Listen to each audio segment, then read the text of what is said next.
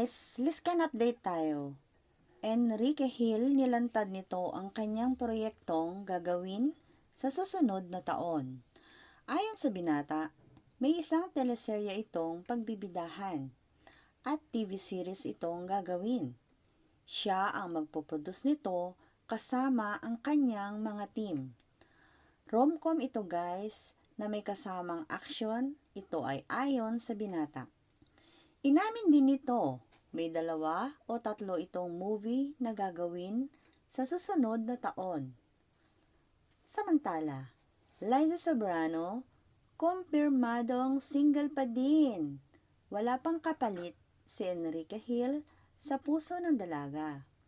At ayon naman sa malapit kay Enrique Hill, single pa din ang binata. Walang katotohanan na jowa niya o girlfriend niya ang mga babaeng inililing sa kanya, gaya ni na Frankie Rosell at Andrea Brown. Hindi porket magkasama ay jowa na. Ito ay karamihan na komento ng mga netizens. Madami pa din ang umaasa sa pagbabalikan ng Liscan. Isa din ba kayo guys sa kanila? Just comment down.